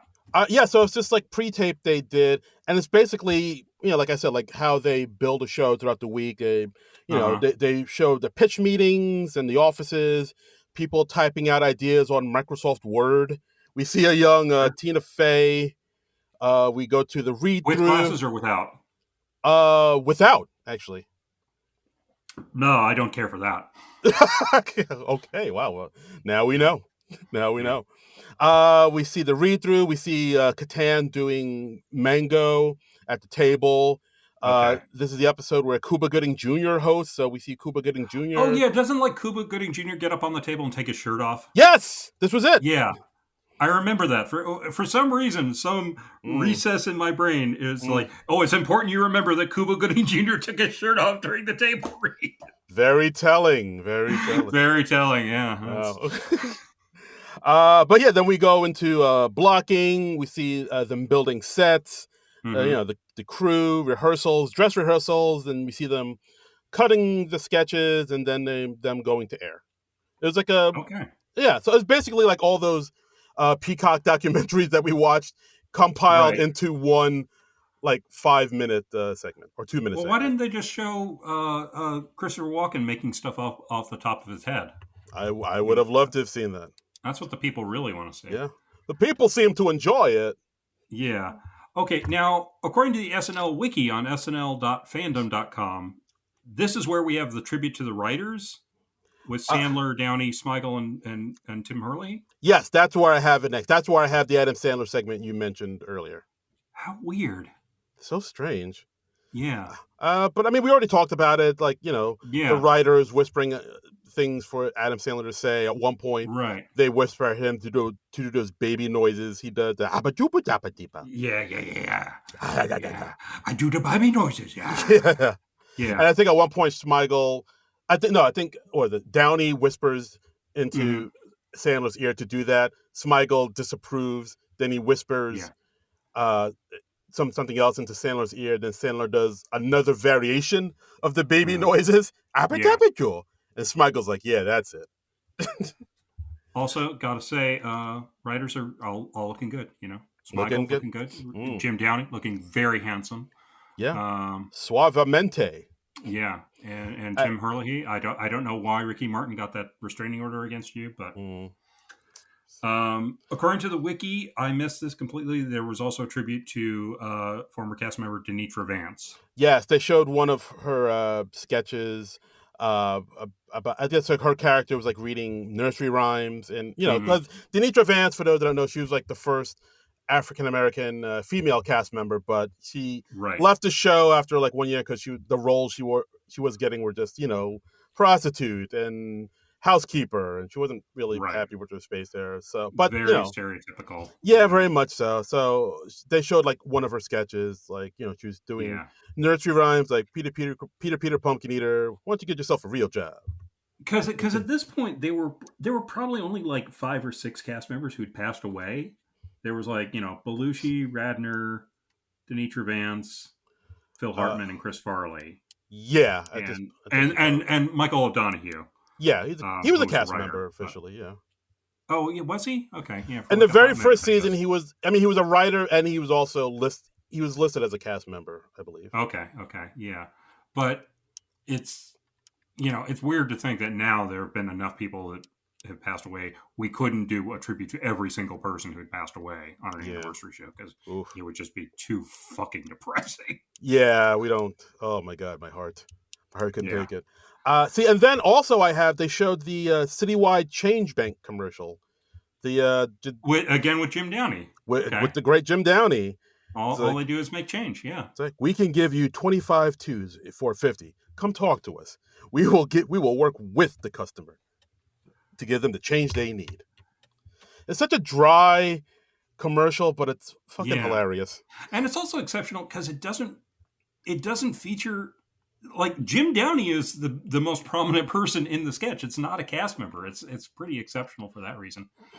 I would love to just like pick Jim Downey's brain about that someday. I wish. Yeah. Yeah. Yeah. mm mm Mm-hmm. mm Mm-hmm. Wink to the audience. Wink. I mean Candice that Bergen. that'll, What? that'll never. Candice Bergen, Lily Tomlin, Yay. first Uh, 2 women to host the show. They're like, yay. hey, you ever watch the show when you weren't on? And they're like, God no. Fuck that. and they're like, okay, so here's some clips from 1990 to 95. Hope they're funny. Way to sell it. Yeah. We got the great Chippendale sketch with Patrick Swayze and Chris Farley. Yes. Swayze's hair in that. Oh, magnificent. My God, that's his real hair, right? That's not a wig. I think that's all him. I think that was It's like it's not. It seems like more than a mullet. It's like very It's high and feathered and yeah. but it's kind of mullety in the back. It's I don't know. I could write a dissertation on this hair. it's of the moment. I remember. I mean, in the '90s, I was in like junior high, but I remember, Mm-hmm. because I went to school in like the Queens, Long Island area, and I remember some Right. Long Island kids having their hair that big back in the Did you '90s. did you have this haircut? No, I couldn't do it because my hair doesn't do that. Okay. Well, I mean, you'd have to do like a process to do Yeah, that. yeah, you gotta like you gotta like flatten it Yeah. out, and you Yeah. end up looking like I don't know, like Little Richard or something like that. But yeah, Yeah. but I could see you pulling that off. all right, so maybe one day, maybe one day. Okay. All right. Yeah. Try it Uh, out for Halloween one day. yeah, done. Then we All got right, we got the copy guy sketch making copies. when he comes in and he's like sting-a-ling, ding, ding, ding, and I think that first one worked well. I think they probably just should have stopped there. Yeah, I kind They of did the copy guy a lot. They went to that well quite a bit. They really did. Like, I mean, Yeah. I could say the same for another sketch, but we'll get there Okay. eventually. Okay. I mean, We got Bush versus Clinton, 92. I got Unfrozen Caveman Lawyer. I missed him. I'm a caveman. I don't understand how our collection of clips are different. That is weird, right? That's wild to me. That's It's bonkers. because I would have noticed, and I mean, it's not like I'm just missing these guys when I'm writing down notes. I got Bush versus Clinton for the Yeah, '92 election. I got the Wayne's World Madonna. I got that. Yeah, and I got. Madonna's pretty good in that sketch. She is. She's pretty funny. She's like on the right wavelength, and yeah, we got Nanex and Kevin Bacon as Vanilla Ice. Word to your mother. Yeah, we got the Sinatra group. To this day, the Sinatra Group is one of the funniest sketches SNL's ever done. Like I still agreed. oh, Rita Hayworth or Ava Gardner, who would you rather nail?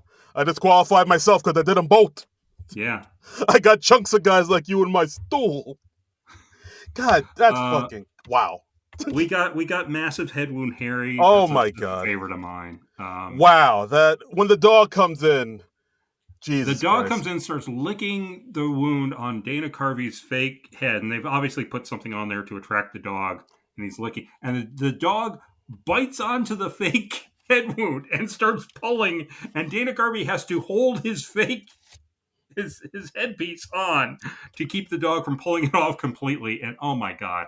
That's when a sketch is like going off the rails in the best possible way. Yeah, it is. It is kind of horrifying. A dog's eating a man's brains. Yeah. It's like, yeah. Jesus Christ. We got the Linda Rickman sketch with the Barbara Streisand cameo. Yeah. With Madonna and Roseanne Barr freaking out. We got It's Pat. The McLaughlin Group. We got Perot and Stockdale. Did you see that? I forgot who Hartman was playing. I forgot the character name. It was Ross Perot's running mate was Admiral. I think it was James Stockdale, who he was. I think he had a distinguished military career, but as I recall, he didn't do very well at the debates. Like Ross Perot had enough of a showing in the '92 election. That it was basically a 3-man race, and people say that Perot was kind of a spoiler and took enough votes away from the first George Bush that Clinton won. I think that's a general narrative, but Stockdale didn't do very well in the debate. I remember he said his opening joke was like, "Who am I and why am I here?" Yeah, and then that got a good laugh, but then he didn't do very well in the debate beyond that. Oh wait, he said that like in real life? He said that in real life, yes. Oh shit! I thought that was because they say that joke in the clip. I thought that was something they made up. That was they present him as more addled, and I think like he again he didn't do well as a debate, and I think he seemed sort of like maybe old and a little out of it or something. Again, I'm working on like 30-year-old memories here, so okay, all right, no worries. But I was very excited because that was the first election I got to vote in. So hey, rock the vote. Yeah. So let's see. We had It's Pat. It was from the George Wendt show that we covered a few months back. Mm-hmm. Stuart Smalley with Michael Jordan. Mm-hmm. Good enough, smart enough. God darn it, people like Stuart Smalley's another character I got very sick of. I remember. They did a lot of Stuart Smalleys. They did. They went to that well quite a bit. They did the Mall Girls with Sandler, Spade, and Farley. Right. Lay off me, I'm starving. Yeah, we got Chris Walken doing the Continental. Yes, my little wife. Yes, and we wind it up with Matt Foley. Yeah, this one they went to a lot, but like it never. I feel like the first time they did it was like lightning in a bottle, and they always tried to replicate it, but never quite. I honestly don't really remember any of the other Matt Foley sketches because they only show the first one. Exactly. Because the first time he did it, it was like it brought the house down. Like I've never seen, like, because I think he was still a new cast member, but like he's this new cast member bringing in this character, and he did it, and like he got like almost like a standing ovation. Like everybody loved it immediately. Yeah, and you're seeing David Spade and Christina Applegate desperately trying not to break. I don't think Hartman came close to breaking because he, that man was just such a fucking pro. Mm-hmm. But I mean, this sketch, I know it was like written by Bob Odenkirk, and he and Farley did it during their Second City days. So this was kind of a well-crafted sketch by the time it got to SNL. And Odenkirk, who I've seen like doing press a lot lately because Nobody 2's out or about to come out, and he said like the sketch that we saw on SNL, that was pretty much exactly what they were doing at Second City. So I think they knew that worked from the beginning. Yeah. They knew they had something on their hands. Yeah, that was gold. I mean, and Farley's performance is so freaking good. Yeah. I heard So you. next, Yeah, I heard you want to be a writer. That Bill Shakespeare over there? I can't see. Bill Shakespeare. Yeah, he doing the thing with the pants, and I Yeah, mean, just so many little great touches. And I'm sure that was just crafted over a number of live performances with the Groundlings. yeah. I heard you I think use it was it. the Groundlings in second. I think Was it so. the Groundlings or Second City? I want to say Second City, but I don't know. Yeah, I can't remember, and I should remember. Yeah. I hear you use a paper not for writing, but for rolling doobies. I think it was Chicago, so that would be Second City because the Groundlings is L.A. Right. So then we got David Spade. He's introducing a tribute to Chris Farley. Yes, he did 2 movies with Farley. The funny one, Tommy Boy, and another one, Black Sheep.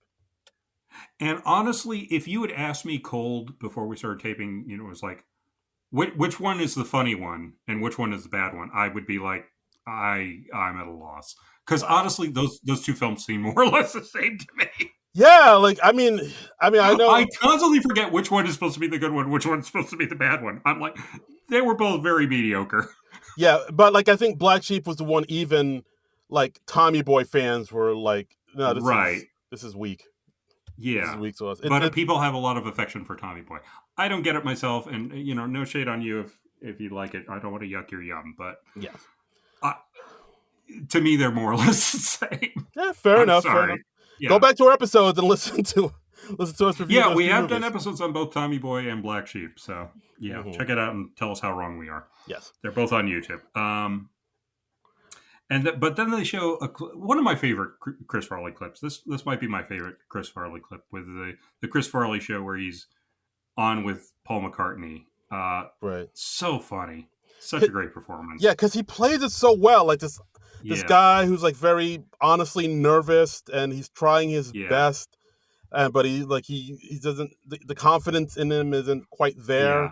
Like you really want to root for them. Stammering fan. He's like, and Paul McCartney's just being quietly reassuring, like, oh no, you're doing fine, you're doing great. Like, remember when you were with the Beatles? Yeah, I do. Remember when you got arrested for like pot in Japan? Well, to be honest, Chris, I try not to recall that. Stupid. I try not to think. Stupid. Remember when you were with the Beatles and everybody said you were dead? That was a hoax, right? That was a hoax, right? Like he says hoax, but he's not sure if he's saying it right. I wasn't really dead. Did you see The Terminator? Yeah. It's a really good movie. You should see it. Yeah, it's a really great flick. I bet that must be like a full 50% of interactions that Paul McCartney has out in the world. I could see that. Yeah. Paul's like, yeah, this feels familiar. I mean, it's tough for me to even imagine being like famous on a Paul McCartney level of fame, where like people see you and they just freak out. Even other famous people who see you freak out. Yeah. Wow. I guess I never thought of it that way, but yeah. And I've heard a few stories from like, famous people talking about meeting Paul McCartney, and apparently he's pretty good at putting people at ease, but it's like, all right, calm down. I mean, he's been famous for a long time, so I guess that is true. He's been famous for like 60 odd years. So yeah, so at this point, he's used to it. He knows the effect he has on certain people, so he knows how to. Yeah, he's able to. He's like a horse whisperer. He's like able to like hey, whoa, fella, whoa. He's able to calm people down and you got to develop your bag of tricks, but it's.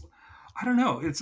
Can someone like Paul McCartney ever have like a normal interaction with somebody? Probably not. I mean, yeah, I guess not. I guess it's his cross to bear. Yeah, I guess so.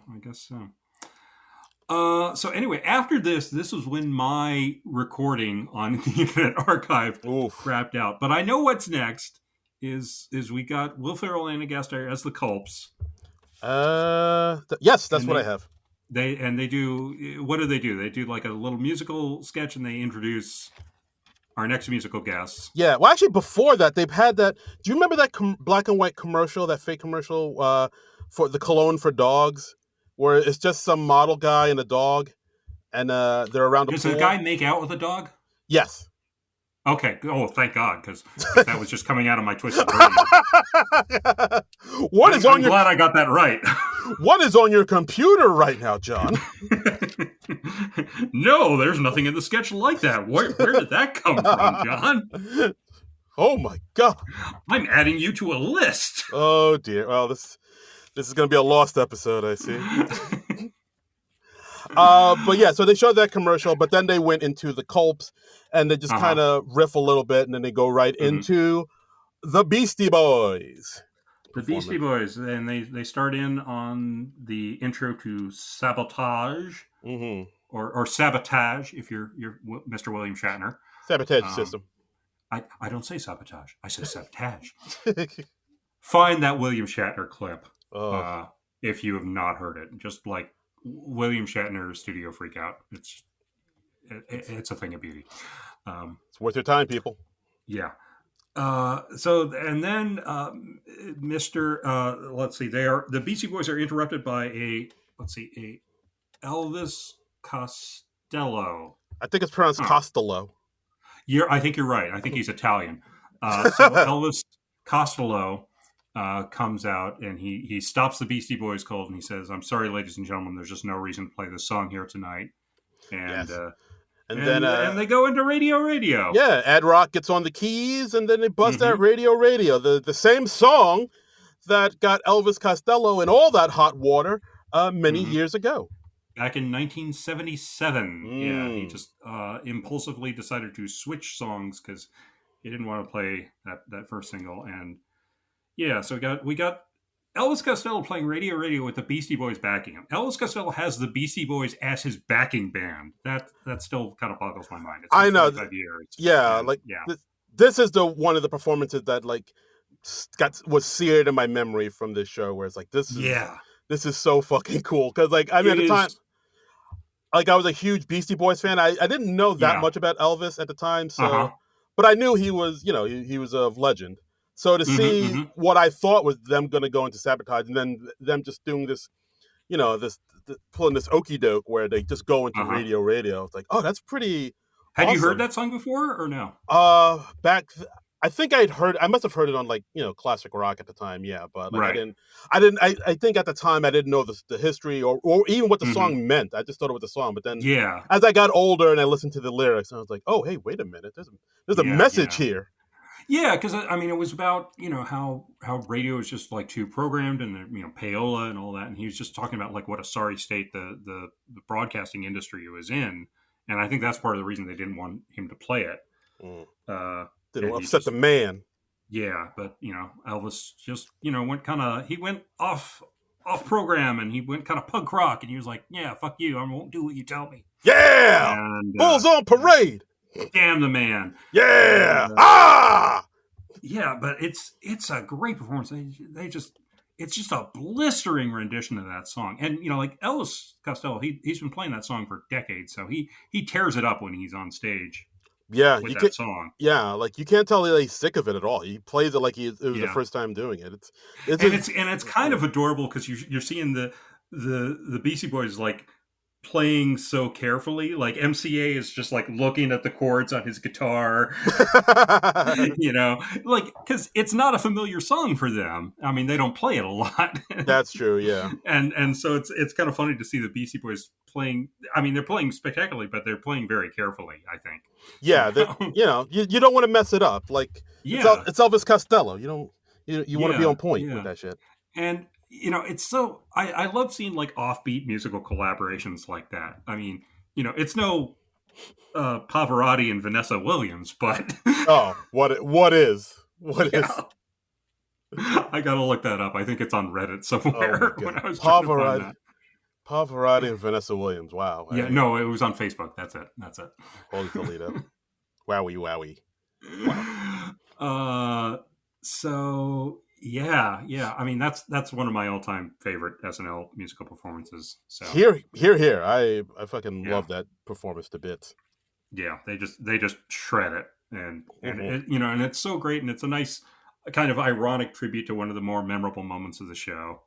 So yeah, for sure. Yeah, it's pretty cool, and you know, and what a good sport Elvis is to come back and do that. Yeah, it's pretty cool of him. He's a pretty rad guy. Yep. Oh yeah. So next up, we get a Weekend Update tribute. Yeah. We had Chevy Chase and Dennis Miller. Well, it just starts out with Chevy Chase, right? Well, I mean, first they go into a little bit of a montage of all the Weekend Updates anchors they've had. So we see Colin Quinn, and we see Norm, of course, Mm-hmm. doing some OJ jokes. Surprise, Yeah. surprise. Yeah. Then we go into Kevin Nealon, which goes into Dennis Miller, who Uh-huh. does a Donald Trump joke, which Yeah. got a Chat chuckle. chat. Yeah, because What was the Donald Trump joke? Do you I remember? think he says like something like, "Oh, if you ever get up to New England, it's a beautiful time of year to do so because the maples are in bloom." Show the picture of Marlon. Oh, Show the picture of Marla Marlon Maples. Maples, and the Yeah. sap is running. Show the picture of Donald Trump running. Hey, Donald Trump ran? Like I jogging? I don't know. Maybe he was after some underage girls. I don't know. Was he in a suit or was he like He was like in a in suit. jogging shorts? Yeah, he was like Okay, good. jogging across the street, probably. Okay. All Trying right, good. trying to run away from some charges or something. Right. Yeah. Uh, Yeah. uh, uh, He was like, "What? A black person's trying to rent an apartment. I better stop it." Not on my watch. Not on my watch. But yeah, then they show clips of all the anchors SNL has had throughout the years. They show Hmm. Brad Hall, Brian Doyle Murray, Bill Murray, Charles Rocket, Jane Curtin, Aykroyd, and of course Chevy Chase. And then of course they show Chevy Chase doing that now classic prostitution stamp joke. If you want to look at it, it's a quarter. Yeah. Still a damn good joke. Still a Damn great good. joke. Yep. Yep. And then that's when we get the Chevy Chase behind the desk segment, Hmm. Right. talking about, it's great to be here after all these years, and how, it's interesting how people say to this day, I'm still the best to ever have done it. And then Right. that's when we see Dennis Miller come out, Cha-Cha. Yeah, and I remember him saying like, "Hey, you may have taken her out for a year, but I married her. I did Yeah. weekend update for X number of years here." Yeah. Yeah, Like, I've been and behind this desk longer than Stanley Kubrick doing the director's cut of. spanking it to the dailies from Eyes Wide Shut. Yeah, Yeah. Wow, you remember that whole I remember that line now. Yeah, that whole yeah, diatribe? yeah, because that was very topical at the time. Yeah. Yeah, Uh, that's a very 1999 joke yes. because it was right. When like Eyes Wide Shut had taken a long time to shoot, but Stanley Kubrick I don't think was dead yet. So Yeah. yeah. Yeah. What a time. And they and Chevy Chase and Dennis Miller are both in tuxedos, and then like Norm Macdonald comes in like street clothes. He's like in a sweatshirt and jean Yeah. jacket or something. Like he just came off the street. Yeah, he was like, "Hey, I was just watching the show at home because like this wasn't too long. This was like maybe just a few years after Norm Macdonald had gotten fired." Yeah. And he comes in and he's like, hey, is something going on tonight? Yeah, yeah. What like at this time wasn't Dennis Miller like the longest serving Weekend Update anchor? He'd probably Yes. done it longer than anybody else because this is before the even Tina Fey and Jimmy Fallon. It was before that. Yeah, I think Dennis Yeah. said he did it for like 6 seasons or 6 years or something like that. Yeah, Which yeah. back So then was a while. that was a long time back then. That was a I mean, stretch. now, That was a stretch. Now it's nothing. like Jost and Shay have done it for like what 10 years now? Yeah. Some Yeah. insane amount of time. It's Some would say it's too wild. long. Yeah. By But the way, we didn't talk about this, but like there was yes. an interview with Lauren saying, yeah, we're probably going to see some cash shakeups, and we're going to find this out in the next week or so. So yes, stay tuned. I mean, of course, yes, Lauren. I mean, see if I can pull up the exact quote, but yeah, he is. Yeah, I think the full interview was behind a paywall, but but there were segments of it on Late Nighter and stuff. Paywall, schmaywall. Yeah, but he did say that James Austin Johnson is going to continue doing Trump, so AJ is safe. Yes, but some other people are probably going to move on. Yeah, I don't know. So we'll see. I mean, I have some people who I think might fit that bill, but I don't know. I don't want to say just yet. But do we want to speculate? I mean, we could. Who should go? No, if you want, I have some people I think might be on their way out, but I don't know. But yeah, he says I've honestly never gotten too into the speculation of like this person's going, this person is coming on, because I always just kind of figure it'll be what it is, you know. Yes. And whatever will be really will going be to affect the process. So absolutely. Yeah. Okay, but it'll be interesting to see. I think it'll be very interesting to see the show get a shakeup for the 51st season. I think it's time. Yeah, I think it's time. I mean, I'm hoping all the cast members they just added last season stay, because I do like a lot of them quite a bit. I think Emil's fantastic. I'm worried about Emil. Oh. I'm very worried about Emil Joachim, and I think I he's think. good, but I don't think he's gotten too much of I mean, a I hope chance. Ashley. I hope Ashley stays. I like Padilla quite a bit I think too. Ashley Padilla had a great first season. I think she was wonderful. I feel like Jane Wickline is borderline Yeah, personally, and it wouldn't break my heart if she left the show. But yeah. I mean, I know she has a big audience with the young YouTubers or mhm. TikTokers, but I don't know if she's best suited Ready for for. prime time? There it is. Okay, your words, not mine. And I don't know. I mean, there's some like long timers that have been there for a while that like hmm I feel like maybe are looking towards the exit. I don't know, like maybe Feynman. I know Heidi has said she might be kind of running out of gas, or I don't know. hmm We'll see. We'll see what happens Do you once think we. we'll ever see Keenan leave in our lifetimes, or is he just a lifer? Is he just there forever? Honestly, I don't. I think he's there until he himself decides he's had enough. I don't. Yeah, I mean, obviously, I think it's obviously his choice at this point, and But he yeah, probably just decides year by year. I don't know. I don't think he hasn't expressed any interest in like leaving. I No, think he's there till the whole thing fucking collapses. yeah, I feel like that's the case too. Yeah. So yeah, so I don't know. We'll see once we know more, folks. We'll report it back to you on the SNL Nerds podcast. Yes, yes. I've been meaning to check out that podcast. I hear it's good. I don't care for one of the hosts, but Yeah, me neither. Me neither. uh oh, Norm. Yes, Norm. So Norm comes Yeah. out. He tells Chevy and Dennis, "Oh, I'm gonna go over to Eddie Murphy's place. He's having a party. He's making fun of the show." That's great joke. Great joke. Yeah, Because this is when Eddie Murphy was still basically on the outs with SNL. Because yeah, SNL dared make fun of him. yeah. And then I think Chevy says, "Oh, is he making fun of your show, Norm, or this show?" And then Norm's like, "Oh no, this show." Uh, Yeah, was that just that was just them kind of riffing because that seems like very loose. Like, yeah, it was yeah, for sure riffing. I think at one point Chevy called Dennis Danny. Yeah, that was like totally them yeah, kind of riffing yeah. about chat chat. Yeah, and then we get a segment of weekend update death segment clips. Mm-hmm. I'm Chevy Chase and you're not. Mm-hmm. Jane, you ignorant slut. Emily Mm-hmm. Latella, Father Guido Sarducci, Roseanne Mm-hmm. Rosanna, A. Whitney Brown, Tommy Flanagan. The Opera He's a Man. liar. Yeah, Opera Man, Jan Brady, Iraqi Pete, which is a character Adam Sandler played back I when. remember that Adam Sandler with a mustache and a beret. Yeah. Yeah, yeah. Okay. Adam Sandler doing the Hanukkah song. Mm-hmm. Uh, Jesse Jackson the actual Jesse Jackson reading Oh, Green Eggs reading and Green Eggs and Ham. Yeah, yeah. sure. Uh, we had Norm's brother Gary McDonald. Remember him? Oh, that was he got really flustered, and it was uh why am I blanking on his name? David Keckner. David Keckner. Keckner. Yeah. Yeah, of course. Like, Um, hey, no, yeah, no, yeah, I remember that. Yeah. hey, no. Okay. Of course, David Spade's Hollywood Minute. Mm-hmm. We get all that, and then we get Alec Baldwin, uh, introducing our salute to Lorne, the Mm. maestro, the king, Yeah. and then that's when we get the TV Funhouse segment that Robert Smigel put together. Let go of my Oh, show. Yeah, and it was like a uh, a tribute to Lauren. I remember him having electrified seats, so everybody gets yeah. up and gives him a standing ovation. Yes, he has a knob that turns into misty eyes, so people in the audience cry for him. Mm-hmm. Uh, and yeah, and then him just doing a introduction about 25 years, and then it Yeah. cuts to edited for time because Lauren can ramble. He's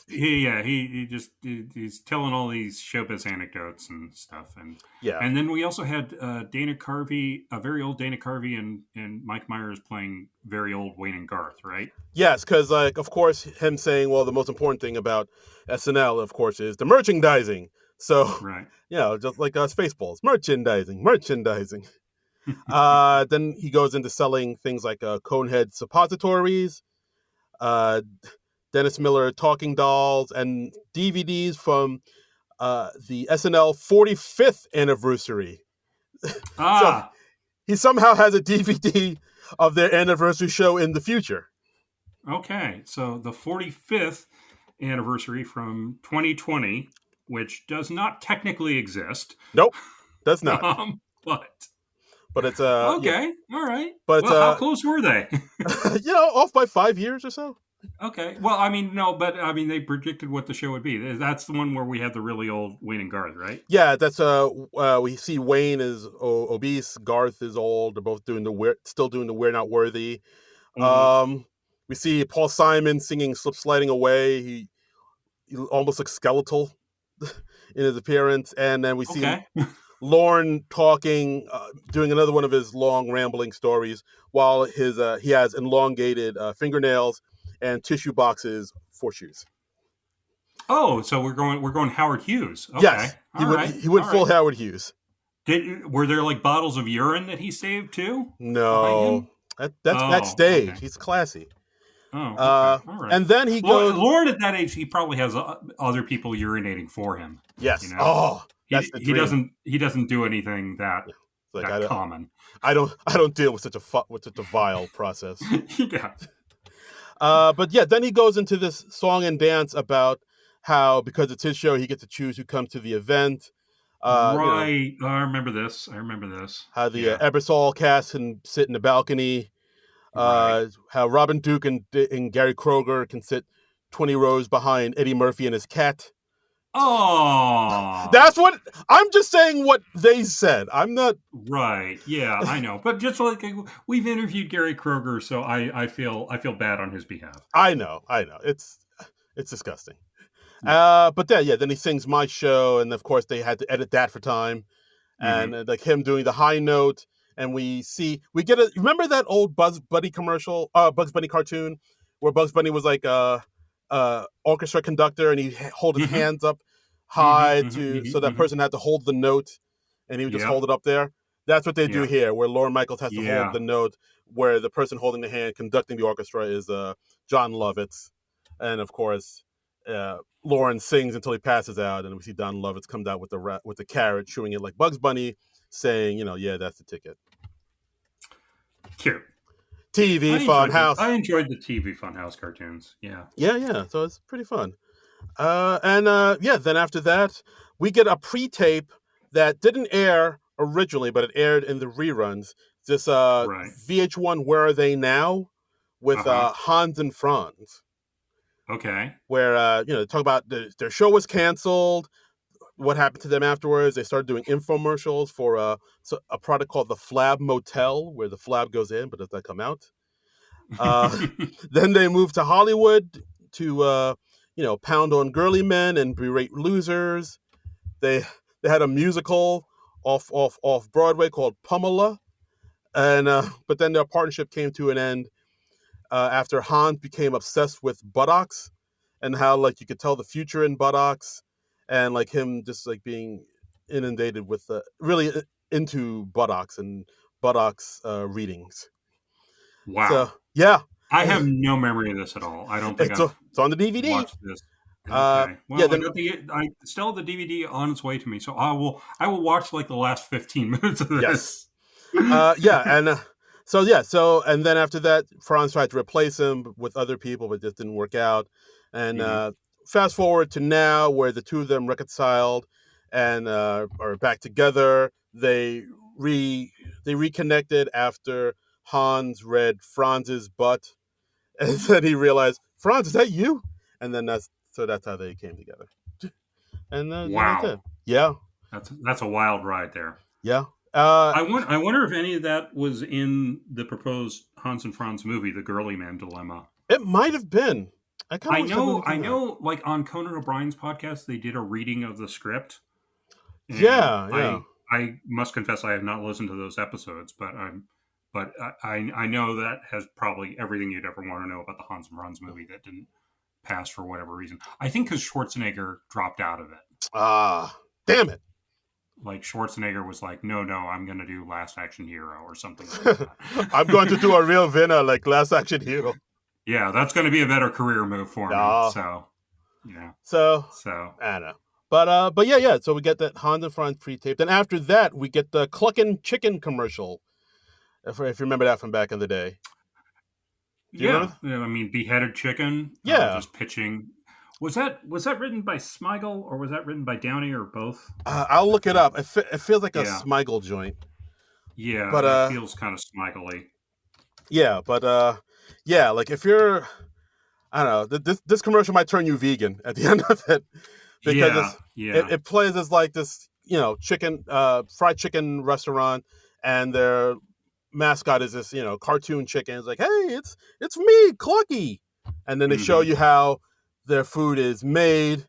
Uh, they start off by decapitating a chicken, ripping out its guts, and chopping it up, quartering it, and then frying it and serving it to you, and then you're eating my body. Hey, how's the Yeah, me? yeah, And it's like delicious, Clucky, and then it goes into your body through your lower intestines and comes out as fecal waste matter.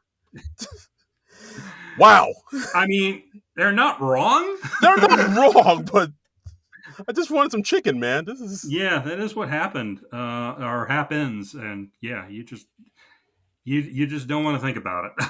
yeah, you don't want to think about it, but I don't know, still pretty hilarious, but wow, Hmm. wowzers. Yeah. And then our final segment, we have Tim Meadows and Garrett Morris on stage. I think Garrett Morris says like how he was like the first black man on the show, but now they have all these other all these other black men on the show, such as this guy right next to me, Tim Matthews, and then Tim says like it's Tim Meadows. Oh, I think that was an actual flub. I think Garrett actually fucked up his name and called him Tim Matthews or something like that. No, surely not. I Guys, watch it and I mean, see. I didn't rewatch it, so I will have to see. But But whatever. but yeah, but Tracy Morgan, I could totally believe him messing up Tim Meadows' name, but Tim Matthews, my man, Tim Matthews. we got women pregnant together. Yeah. So then Garrett and Tim introduce the great Reverend Al Green singing his biggest hit, "Let's Stay Together," and it's pretty Well, fantastic. it says here on the SNL wiki, it says he's singing "I'm Still in Love with You." What? Yeah, that's what it says. He's saying let's say that's a big old goof him up because he's saying let's stay together.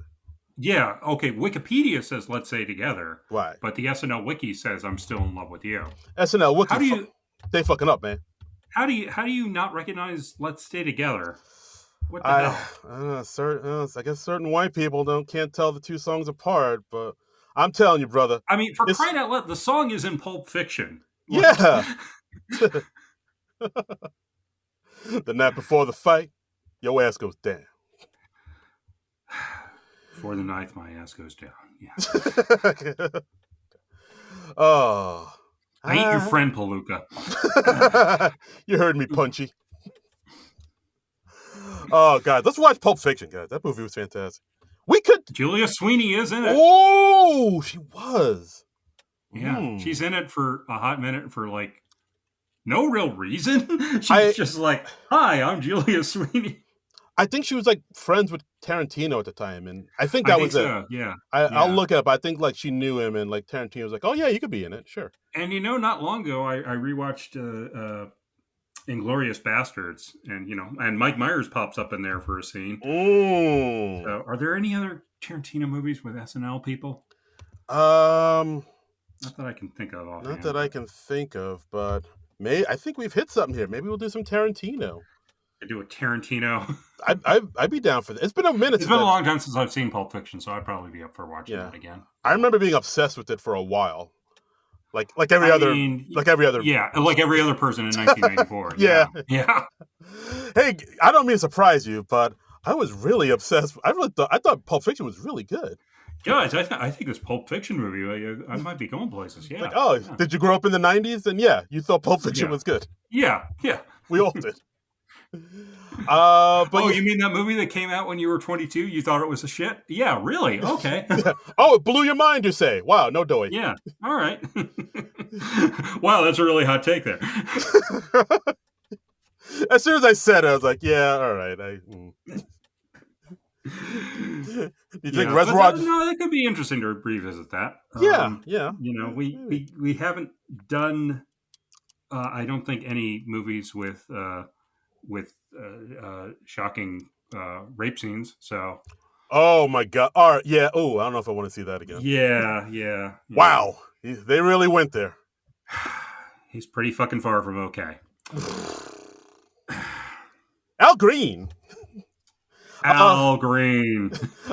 that's we went from Al Green to sodomy. That's Yep, we did. We did. it's the SNL nerds way. But yeah, Al Green. It's Al Green. It's a great performance. He was Yeah. fantastic. I'm sorry. I'm sorry I missed it. I didn't get to rewatch that. And yeah, It was pretty solid. It was pretty solid. And then after this, yeah. that's the end of the show. That's when Mm-hmm. Dan Aykroyd invites everybody up on stage for a cast photo, and Mm-hmm. then the credits roll. Then everybody goes up on Mm. stage, and it's a nice little evening. Yeah, this was a big old 3 hour special. Wow. I mean, So it's mostly clips, to be honest. it really is. It's mostly clips, and yeah, it's a lot of It's a lot, people, famous people sitting on bleachers. yeah, Uh, pretty much. But I mean, still overall, I got a kick out of it. It's I didn't expect it to be so clip heavy. it's But very clippy. Yeah, yeah, I like what they did on the 40th and the 50th, where they had some new sketches and mm, stuff. yeah. Yeah. I feel like that's the way to go. The way because you're kind of Mm-hmm. paying homage to the past and the present by having all these new sketches, and you have characters meet that weren't in the same time era as each other, Yeah, and you, and yeah, yeah, it's so fun to see the cast of different eras mix, yeah, like and we didn't really have that in this. no, not So, really, and you I mean, can, but it's still a good special. I rewatched this a whole bunch, yeah, for sure, so and it's it's very very familiar. very familiar, very good. I really good. I got a kick out. If you're an SNL nerd, I would say this is worth your time. It's worth checking out. Yes, Absolutely, yes. for sure. Go check it out at your library. Mm, They might have it. You could find copies on eBay, like we did. yeah, it's streaming out there somewhere in the There's ether. yeah, there's this copy on the Internet Archive. If you want to miss the last 15 minutes of the show, that's the way to watch it, and see things in different order than Darren did, with Yes. some clips inexplicably missing. Like, why was Unfrozen Caveman Lawyer gone? Why was Shatner gone? What the hell? What the hell, indeed. That was. I don't know what to think on that. If you Did want to they be a, yeah, re-edit some of the clip packages I after? I guess I don't know, but That's so weird. if you want to be amused and baffled, watch Yeah, this SNL 25th anniversary on DVD, folks. yeah, Yeah. And that's honestly, it's kind of amazing that, like, the only really moment is like when Kevin Spacey pops up. yeah, that's true. That's the only one that was like, ooh, but Because other than that, it's mostly it's pretty good. It's all. I mean, yeah, as far as there's not too many cringe moments, considering this is from 25 years ago. yeah, I thought It it doesn't would. make you cringe quite as much as you would think. I thought it would have been way worse. Yeah, It's like, ladies and gentlemen, Bill Cosby, or something like yeah, that. yeah, Like exactly. I thought something like that was going to go down, but no, not really. Well, let's watch the 15th. Let's watch the 15th, and yeah, that's our episode, ladies and gentlemen. Thanks again for listening, and that's what we're going to talk about on the next episode. We're closing out this anniversary-a-thon, Yeah, and we're talking about an anniversary show that's even harder to find, the SNL 15th anniversary from 1989. and very understandably that this one has been buried. Oh boy! Oh, you watched the whole thing already? I haven't watched the whole thing, but I rewatched a couple segments, and I was like, "Oh yeah, I see why. I see why." Ooh, Yeah, oh, I'm not going to say more because we'll get into it next week. oh, it's gonna be spicy. Yeah, because like it But was not even on DVD. I think you can find it on VHS, but that's yeah, really it. It's not streaming anywhere, yeah, or because this was like in 1990, yeah, so we didn't have the the technology. DVD revolution had not happened yet. Didn't have the technology. And I think by the time it could have come out on DVD, there were good reasons to not release it on DVD, because there are certain people who are prominently featured in this. And, well, yeah. Oh, shit's about to get crazy. Shit's about to get cray cray. Oh, faux show. Yeah. No diggity. Yeah. That one is wild. That one. Oh, we're about to get buck wild, y'all. The further back you go in time with SNL, the boy, nuttier it gets. Yeah. So I mean, folks, if that don't sell the next episode, I don't know what will. So tune in. We're talking about SNL 15-year anniversary, and that's our episode, guys. Thanks again for listening to the podcast. As always, you can follow us at SNL Nerds Show on the Blue Skies. You can donate to our Patreon at Non-Productive.com. You can listen to this on the YouTubes, on our YouTube page. And as always... Actually, Darren, I got to correct you. We're not SNL Nerds Show on Blue Sky. We're SNL Nerds. Motherfucker. You're right. You are so used to saying SNL Nerds Show because that's what we were on the Twitter place. You know what? So, yeah. So, yes, we're just SNL Nerds. We're free. Sky. Yes, we're free from the shackles of X. We are proper SNL nerds on Blue Sky. The handle we always wanted, but we couldn't actually get. Yes, because there was some rando who snagged it, never posted anything. Nope. I don't know what the person's name was. It was like Sarah or something. Yeah, whatever. Anyway, whatever, Sarah. We don't need you anymore. We don't need you because we got away from the Nazi app. So hell yeah, we got a new chick. Yeah.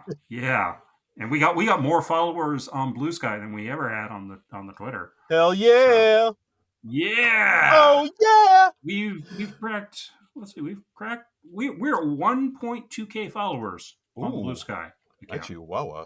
Not bad. Not bad. Wish they were all listening to the podcast. Would be nice. Yeah. And as always, you can follow me on all the socials at Darren Credible. DARIN Credible. And if you want to follow me on the socials, I'm Trumbull Comic. That's what I am. TRUMBULL and the word comic. Yeah, that's a ticket. Yeah, follow me for more fun and hijinks. Yes. So wackiness will ensue. It really will. It really will. Yeah, Darren Credible, Trumbull Comic. That's and then SNL Nerds. That's your and the Non-Pro. Non-Pro is on Blue Sky as well. Yeah. So. We're on the YouTubes. Yeah. We're everywhere. Do a search for SNL Nerds on the YouTubes, and then after you get through all the Lisa Lupner clips, you'll find us. Yeah, we're everywhere. You can't escape us. No, we're everywhere. We're omnipresent. Yes, we see all and know all. Anyway, so next week, more problematic content with the SNL 15th anniversary special. Yeah, I can't wait. I mean, is it going to feature a murderer? Yeah, probably. Oh shit, it is? Yeah. Oh damn! Oh boy. There's at least one murderer on there. I think maybe even two, depending on if Robert Blake is on there as well. Oh my god, I can't wait. Yeah. Christmas came early. Anyway, that'll be next week. Join us then. We'll have fun taking it apart together. But until then... Nerds out!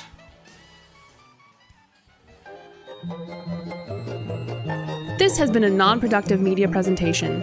Executive producer Frank Hablawi. This program and many others like it on the Non-Productive Network is distributed under a Creative Commons Attribution Non-Commercial No Derivatives license. Please share it, but ask before trying to change it or sell it. For more information, visit non-productive.com.